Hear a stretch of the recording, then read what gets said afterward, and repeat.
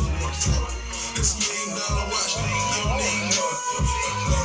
Got $1 million crib, you don't need none. Had that monster truck, 6 dollars, so big, can't even talk. Don't like snakes, keep a crack cut so low, can't even more. Sip done, period. How y'all doing, everybody? Right. Well, first, I just want to thank you guys for coming out. This is my very first feature. Woo! Yeah! All right. At the same time, I want to thank Black Ice and Toyanne. Happy birthday, Toy. Thanks, sweetie. All right, I also want to thank Poetry Tap and LL for giving me this opportunity. As Tap mentioned, I just got back into poetry maybe about a little under a year ago. I don't live too far from here. And I was told about this set. And I finally was like, oh, why don't I just go? And I came here and I said, I'm just going to sit. I don't really want to spit. I haven't been doing it in a long time. And I came in and Black Ice came up to me and was like, hey, do you write? Do you do anything?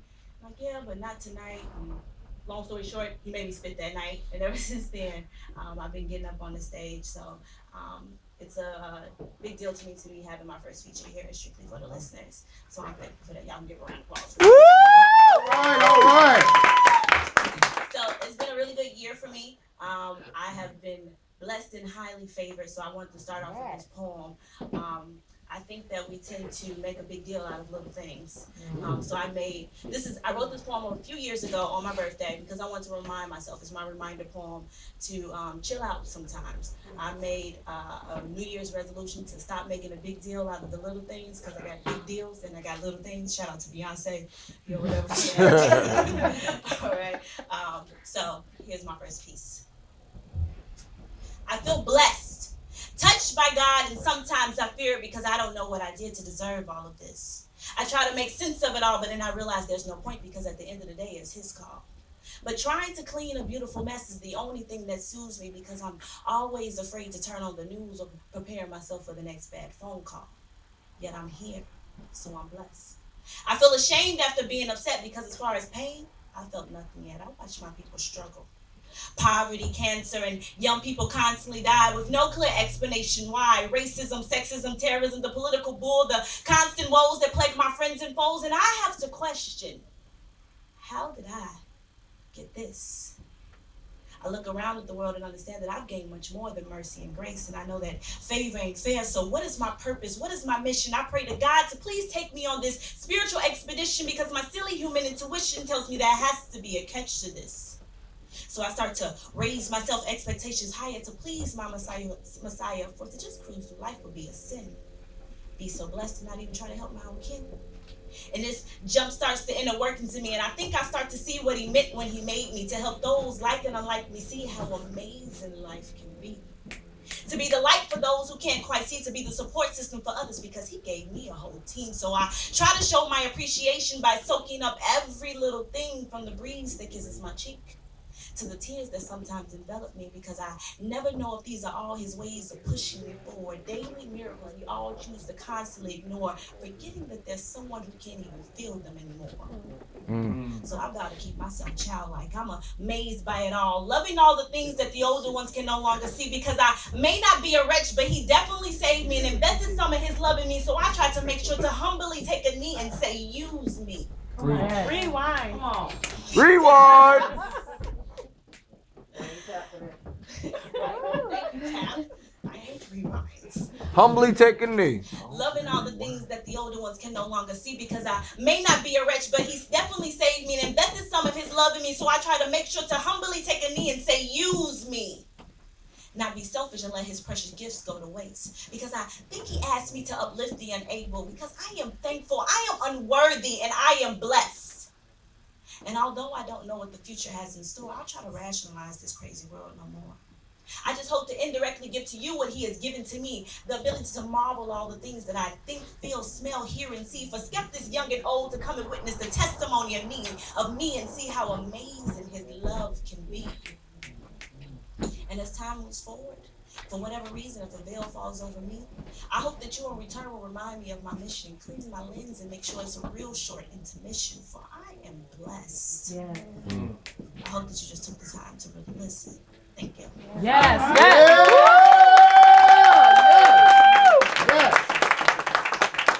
Alrighty. So it is 28th, the last day in February, right? And so besides Black History Month, we had a lot of good poets come in here and give us some good Black History poems. We spent majority of the first part of February complaining about Valentine's Day. Oh, Valentine's Day, side chick weekend. I ain't got no Valentine. Team single. All of that, right? So, and then we have our doctor here today. So I wanted to throw some relationship pieces into the mix. So I'm going to do this first piece, and I wrote this piece basically because we're all a little bit jaded after going through different types of relationships. Honey, tell me about it. You ain't never lie. Sometimes we make when I first got into poetry, my brother asked me, I told him like, oh, I do poetry now. He was like, you ain't got them angry Black woman poems. No, I swear I don't, and I did it. But then I wrote this poem. Come on. I don't want to be angry Black woman. I definitely don't try to bash me, and I just definitely want to say that.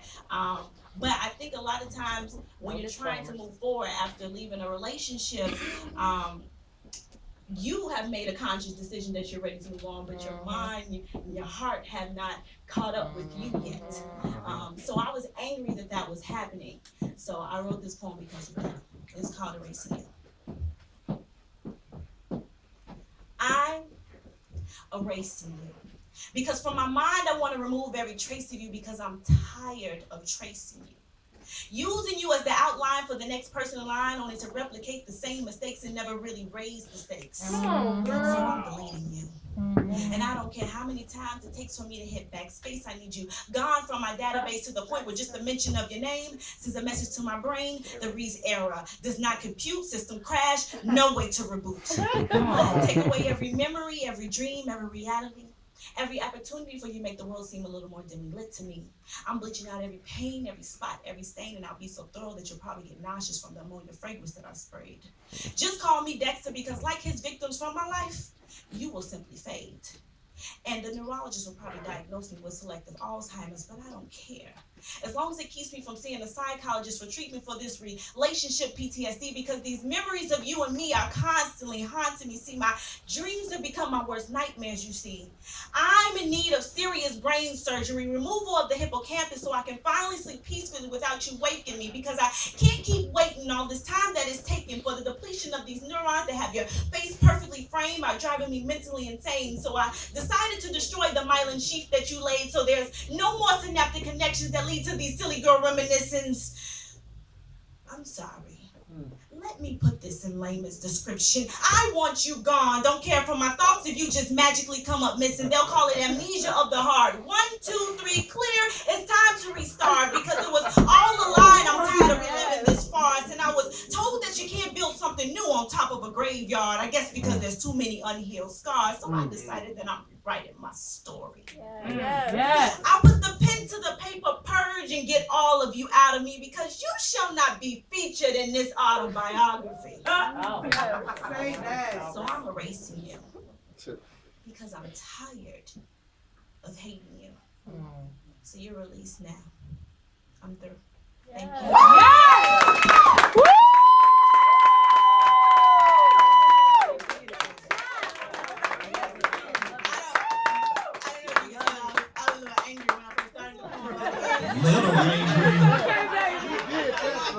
A little angry. I know how y'all he had to lean on one button and you hear going. When I first wrote that poem, it had a whole bunch of curse words in it, and I was like, I had to So take you all saying that. you got better? I didn't want to be that angry Black girl. I don't like to be that bad, but and also I am a scientist, so excuse all of that scientist hippocampus. Blah, blah, blah, blah. I got lost in a moment because I am a biologist full time. So going on with the theme of relationships and things like that. This next poem is called In the Morning. And I think that, well, first let me just say, I hate dating. I think it's the worst thing ever invented. I don't really want to participate in it. We should call it something else or do something else. I don't like the expectations that come with it. and all of those things. So I think we go into a lot of situations with our guard up. And I talk to a lot of my friends and things like that, and like, nah, I'm not gonna do that. You kind of play all these different games because you're trying to guess what the other person is doing. And when you go on with these expectations, you often get let down. And that's because we don't understand that we're all human. We all have our flaws, and you're always worried if that person is going to actually accept you for all of your flaws. So I wrote this piece when I thought about talking to somebody new, and when they see me, well, yeah, now my hair is curly right now, but how about when I had the plaits in my hair looking like Celie to get my hair this curly? Are you still going to like me then? Okay. So this poem is called When the Sun Rises. I just want to know, will you still be here when the sun rises? After you've dived and found the treasure that lies between these thighs because you followed the map, and yes, X did mark this spot. The scavenger hunt is off. You won. But will you stick around and enjoy these rubies and my fine jewelry, or just cash me in or pawn me off because you were only eager for the pursuit and not my thoughts?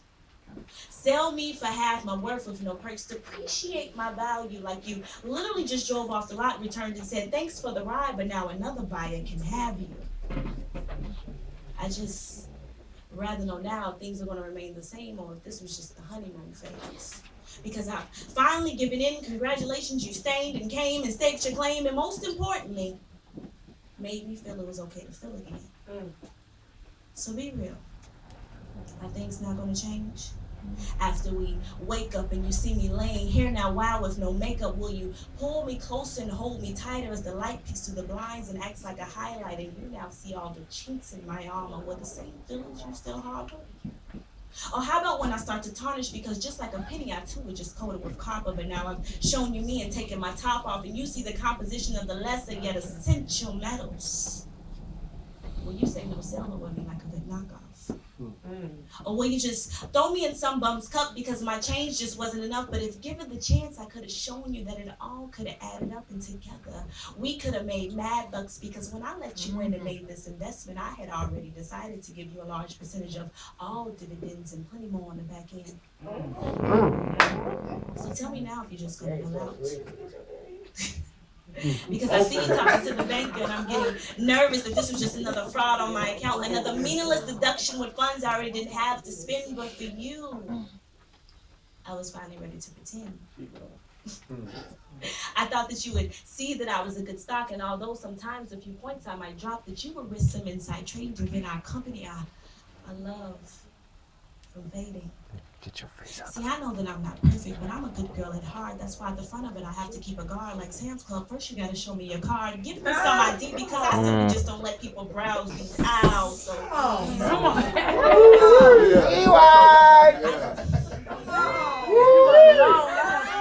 Please. Oh my God. Killing me. Just let us Yeah, you gotta do that one over. I'm sorry. rewind. They did say rewind. See, I know that I'm not perfect, but I'm a good girl at heart. That's why at the front of it, I have to keep a guard like Sam's Club. First, you gotta show me your card. Give me some ID, because I simply just don't let people browse these aisles so easily. I need to know that they're of age and possess the maturity, deal with the complexity and capacity of me, but somehow I just knew that you were. So by all means, baby, take this drink. I won't give you a hangover, at least I don't think. Because I want the chance to be your favorite cocktail. You know, the one that you order again and again. Not that bottom shelf looking that you order when you're down and just ain't feeling it. Now tell me, now that you've had a chance to enjoy the meal and seen the price of the bill, am I still appetizing? Or have I simply just quenched your thirst and now you're off to enjoy your victory toast? Are you going to stick around and get the most of this? See, I don't mean to sound precocious, but I'm not one you take one dose of. My prescription calls for refills, and I'm trying my best to be chill, but baby, what's the deal? Are you going to take another pill? I'm not asking you for forever, just to battle with me some stormy weather. Put on your rain boots, because I promise you I too will follow suit. And I know that I've taken a risk by letting you have all this, because I don't have any insurance, and I stupidly let you seal the deal with a kiss. Come on, Sophree. So what now? Are you gonna dip?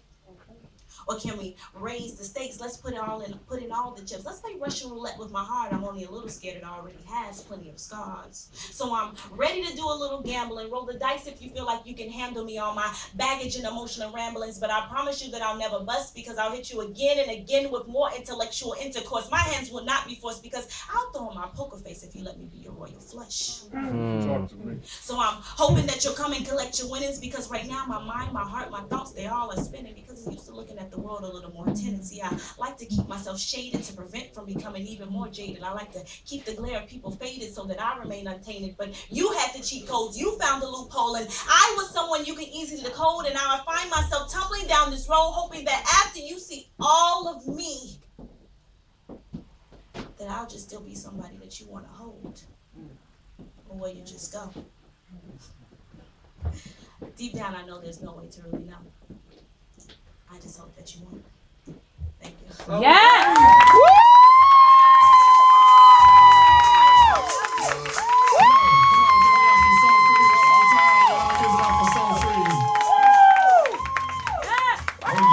Oh yeah, look at them, they standing, girl, they standing. so Spinning, nigga, they spinning. this is Daddy's first time. And you talk like that in front of him? So this is what we do now. This is your chance. It's hard getting up here, doing your thing, you know. And so we want to make sure we bless the artists that we have come up here. So I'm gonna do like the church. I'm gonna pass this hat around. And whatever God tell you to put in the hat, you go ahead and let that fly. Put some dick. There we go. We started with something right there. We're just gonna move it on down, move it on back. All y'all that was out there talking about say that and all that other stuff. Yeah. Put some dick in Make the sure hat. y'all help us say that. Again. I'm just saying, Sophree, you